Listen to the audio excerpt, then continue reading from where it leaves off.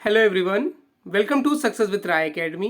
23 अक्टूबर 2021 के दैनिक जागरण के राष्ट्रीय संस्करण को आज के इस वीडियो में हम डिस्कस करेंगे। तो चलिए वीडियो को शुरू करते हैं। सबसे पहली हेडिंग है, बढ़ा विश्वास, हासिल कर सकता है कोई भी लक्ष्य। और ये स्टेटमेंट है प्रधानमंत्री मोदी का। कोरोना वायरस के खिलाफ टीकाकरण अभियान में 100 करोड़ डोज की संख्या को पार कर चुका भारत फिलहाल महामारी को लेकर थोड़ा सुरक्षित माना जा रहा है। उसकी इस उपलब्धि को देश विदेश में सराहा भी जा रहा है। शंकाओं और विवादों के बीच भारत ने जिस गति से इस लक्ष्य को हासिल किया, उसका व्यापक अर्थ भारत और भारत के लोगों का खुद की सामर्थ्य में भरोसा है। प्रधानमंत्री नरेंद्र मोदी ने शुक्रवार को देश के नाम संबोधन में इसी मुख्य संदेश के साथ हर क्षेत्र में लक्ष्य को हासिल करने का जज्बा भी जगाया और आत्मनिर्भर बनने की दिशा भी दिखाई है। वहीं बिना नाम लिए विपक्ष की ओर से उठाए जा रहे सवालों का भी जवाब दिया गया और कहा, टीकाकरण का काम वैज्ञानिक आधार और तौर तरीके के साथ हुआ है। इसमें वीआईपी कल्चर हावी नहीं होने दिया गया। तेज गति से देश आगे बढ़ा और 100 करोड़ मुफ्त टीका लगा है। मोदी ने इस उपलब्धि के लिए पूरे देश को सामूहिक प्रयास का श्रेय देते हुए कहा कि यह उस नए भारत की तस्वीर है जो अपने संकल्पों की सिद्धि के लिए परिश्रम की पराकाष्ठा करता है। नेक्स्ट न्यूज है, चीनी सीमा पर पिनाक व स्मर्च रॉकेट प्रणाली तैनात। वास्तविक नियंत्रण रेखा पर किसी भी खतरे से निपटने के लिए भारत ने चीन से लगी सीमा के निकट अग्रिम मोर्चे पर पिनाक और स्मर्च मल्टीपल रॉकेट लॉन्चर प्रणाली तैनात कर दी है। पिनाक स्वचालित रॉकेट आर्टिलरी प्रणाली, जिसका नाम भगवान शिव के धनुष के नाम पर रखा गया है, औसत समुद्री तल पर यह 38 किलोमीटर तक लक्ष्य को भेज सकती है, लेकिन इतनी ऊंचाई पर इसकी मारक क्षमता और बढ़ जाती है। पिनाक के 6 रॉकेट लॉन्चर 44 सेकंड में 72 रॉकेट फायर कर सकते हैं और 1000 मीटर गुणा यानी कि 800 मीटर क्षेत्र को निष्क्रिय कर सकते हैं। 6 पिनाक रॉकेट लॉन्चरों की एक बैटरी के कमांडर लेफ्टिनेंट जनरल शरथ ने बताया कि रक्षा अनुसंधान एवं विकास संगठन अर्थात डीआरडीओ द्वारा डिजाइन स्वदेशी MRLS है। यह बेहद कम समय में दुश्मन के ठिकानों पर अचूक निशाना लगाता है। वहीं स्मर्च प्रणाली भारतीय सेना की लंबी दूरी की पारंपरिक रॉकेट प्रणाली है, जिसकी मारक क्षमता 90 किलोमीटर है।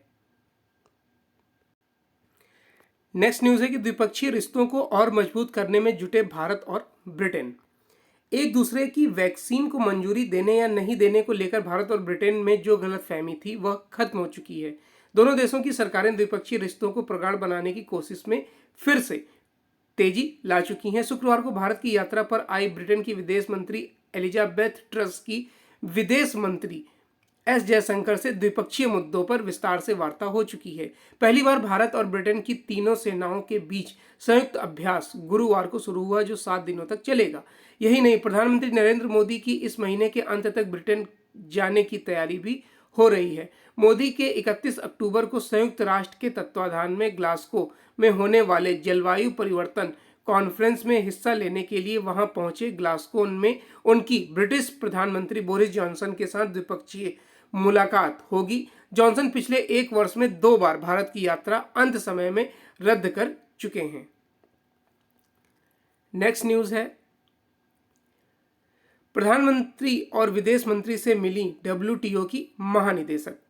प्रधानमंत्री नरेंद्र मोदी ने शुक्रवार को विश्व व्यापार संगठन की महानिदेशक नगोची ओकांजो-इवेला से मुलाकात की। प्रधानमंत्री कार्यालय ने मुलाकात की तस्वीर भी ट्वीट की है।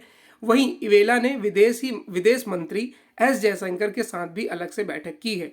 जयशंकर ने ट्वीट कर कहा कि इवेला के साथ बहुपक्षवाद में सुधार की जरूरत पर चर्चा हुई है। इवेला ने कृषि, कोरोना वैक्सीन और जलवायु परिवर्तन जैसे मुद्दों की बात कही। वहीं एक दूसरी बैठक में जयशंकर यूरोपीय संघ के ग्रीन डील यानी पर्यावरण रक्षा समझौता के प्रमुख फ्रांस टिमरमैन्स से भी मिले हैं। दोनों के बीच भी जलवायु परिवर्तन, निवेश और व्यापार पर बातचीत की गई है। नेक्स्ट न्यूज है बिजनेस पेज से, लॉजिस्टिक लागत में वृद्धि से बढ़े जिंसों के दाम।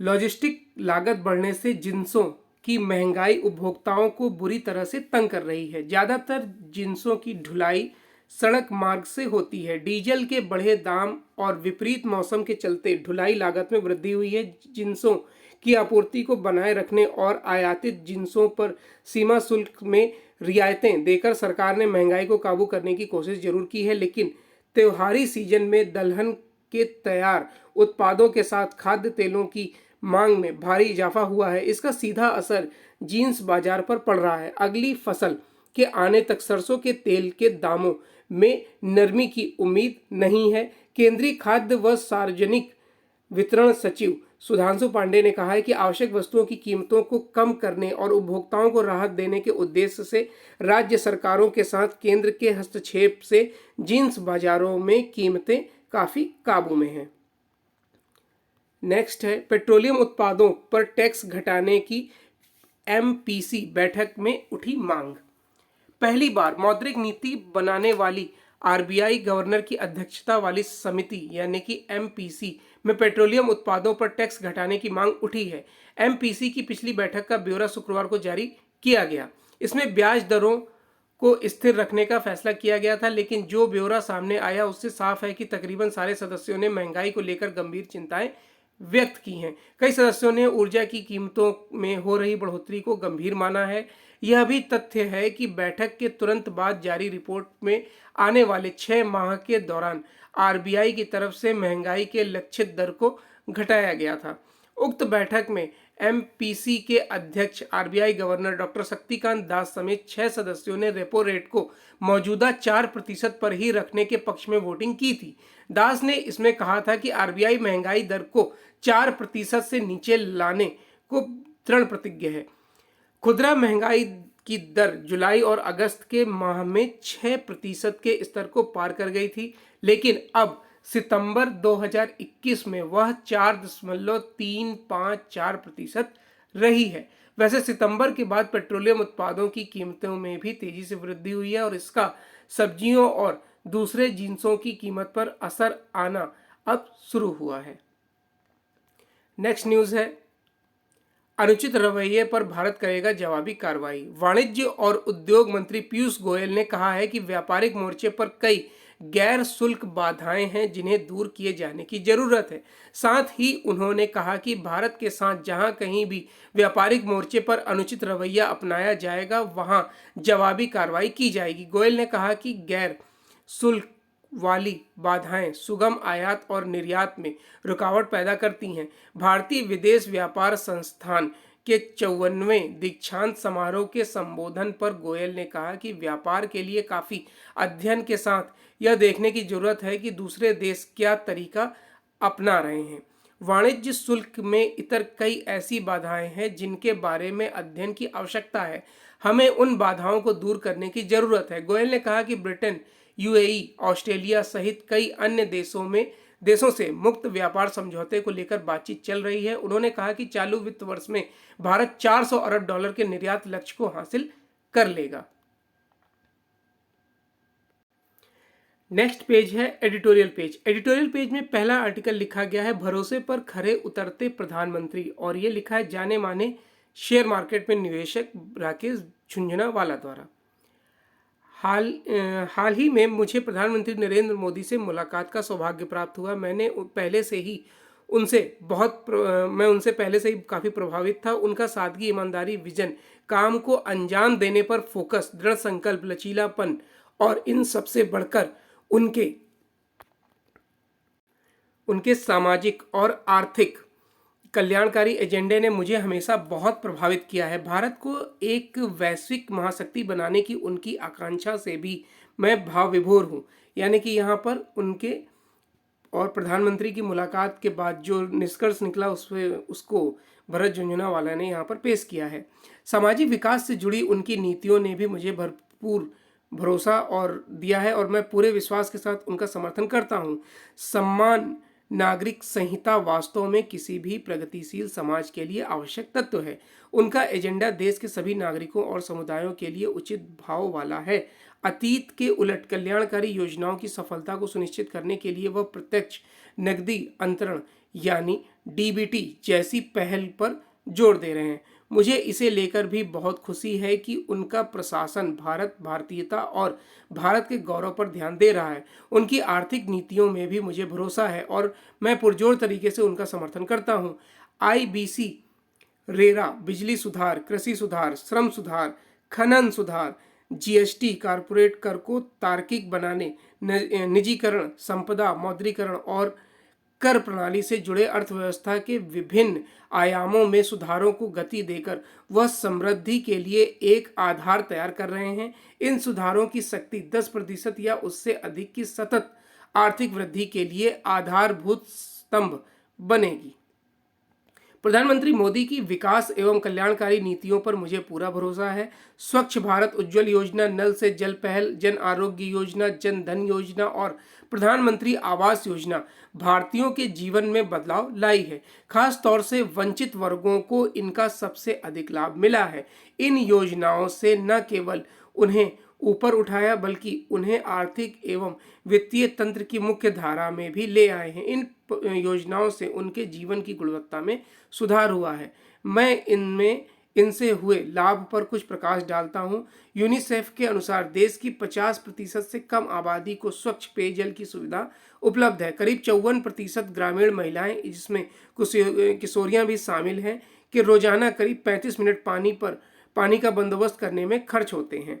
ईश्वर ने मुझे मेरी आवश्यकता से अधिक ही दिया है, लेकिन मेरी यह कामना है कि प्रत्येक भारतीय के पास अपना घर हो, स्वच्छता से परिपूर्ण जीवन, पोषण, पेयजल, शिक्षा, बढ़िया नौकरी और एक प्रगतिशील समाज का हिस्सा होने के नाते इन सब से बढ़कर भी बहुत कुछ होना चाहिए। जब मैं उनसे मिला तो उनकी विनम्रता देखकर हतप्रत रह गया। करीब 18 से 20 घंटे काम करने के बावजूद उनके चेहरे पर सिकन का कोई नामो निशान नहीं था। उनके साथ फोटो खिंचवाने के लिए मेरी पत्नी के अनुरोध पर वह मेरी सेहत संबंधी कठिनाइयों को देखते हुए मेरे पास तक आए और दयालुता से मुझे उठने में मदद की। इसके बाद मैं और मेरी पत्नी उनके साथ फोटो खिंचा सके। यह छोटा सा घटनाक्रम उनके विनम्र स्वभाव को दर्शाता है। कुल मिलाकर यहाँ पर प्रधानमंत्री नरेंद्र मोदी जी का बखान किया गया है। नेक्स्ट आर्टिकल है सहूलियत की राजनीति का रोग। देखिए, कांग्रेस में जो उथल-पुथल चल रही है, उसके बाद पंजाब कांग्रेस अध्यक्ष को बदला गया है, इन सब पर लिखा गया है। ये पॉलिटिकल आर्टिकल है जो हमारे लिए इंपॉर्टेंट नहीं है। नेक्स्ट पेज पर आते हैं। नेक्स्ट पेज है इंटरनेशनल पेज। इंटरनेशनल पेज में पहली न्यूज ले रहे हैं हम। भारत अमेरिका के रिश्ते विश्वास पर आधारित जो गहरे होते जा रहे हैं। अमेरिका में भारत के राजदूत तरनजीत सिंह संधू ने कहा है कि भारत और अमेरिका के बीच संबंधों का आधार बहुत मजबूत है और यह लगातार बढ़ता जा रहा है। कांग्रेस के वरिष्ठ कर्मचारियों के लिए इंडिया हाउस में आयोजित कार्यक्रम में संधू ने कहा कि भारत और अमेरिका के बीच न सिर्फ रणनीतिक और रक्षा संबंध हैं, बल्कि उनके स्वास्थ्य और फार्मा के क्षेत्र में भी रिश्ते बेहद गहरे हैं। उन्होंने कहा कि यह संबंध अब और गहरे होने जा रहे हैं। उन्होंने कहा कि द्विपक्षीय संबंधों में एक बेहद मजबूत आधार है और यह आधार विश्वास का है। यह विश्वास बढ़ता जा रहा है। हमारी इस साझेदारी के लिए बहुत महत्वपूर्ण है। दोनों सदनों और सीनेटों में सांसदों के करीबी सहयोगियों, जिन्हें अधिकांश भारतीय अमेरिकी हैं, अमेरिकी कांग्रेस की नीतियों को आकार देने में अहम भूमिका निभाते हैं। इनमें से कई ऐसे हैं जो आगे जाकर राष्ट्रपति प्रशासन के तौर पर कार्य करेंगे। नेक्स्ट है ताइवान को लेकर अमेरिका और चीन में तनातनी। ताइवान को लेकर अमेरिका और चीन की तनातनी बढ़ गई है। अमेरिकी राष्ट्रपति जो बाइडेन ने साफ कर दिया है कि चीन अगर ताइवान पर हमला करता है तो अमेरिका उसकी रक्षा करेगा। अमेरिका ताइवान की रक्षा को लेकर प्रतिबद्ध है। इस पर चीन का भी कहना है कि ताइवान के मुद्दे पर कोई समझौता या आम सहमति नहीं बन सकती है। अमेरिकी राष्ट्रपति जो बाइडेन ने CNN टाउन हॉल में एक सवाल के जवाब में कहा कि अगर ताइवान पर हमला हुआ तो अमेरिका उसकी रक्षा करने के लिए तत्पर रहेगा। बाइडेन ने कहा कि अमेरिका फिर से कोई शीत युद्ध नहीं चाहता, लेकिन चीन की गतिविधियों के कारण चिंता होने लगी है। वह कोई गंभीर गलती कर सकते हैं। उन्होंने कहा कि वह चीन को समझाना चाहते हैं कि हम भी पीछे नहीं हटेंगे। बाइडेन से सवाल पूछा गया था कि अगर ताइवान पर चीन हमला करता है तो क्या अमेरिका उसकी मदद के लिए आगे आएगा। इसके जवाब में बाइडेन ने कहा कि वह ऐसा करने के लिए प्रतिबद्ध हैं। तो ये आज का यानी 23 अक्टूबर 2021 का दैनिक जागरण का राष्ट्रीय संस्करण था। आई होप आपको वीडियो अच्छा लगा होगा। अगर वीडियो अच्छा लगा हो तो लाइक और शेयर कर दीजिएगा। वीडियो देखने के लिए धन्यवाद।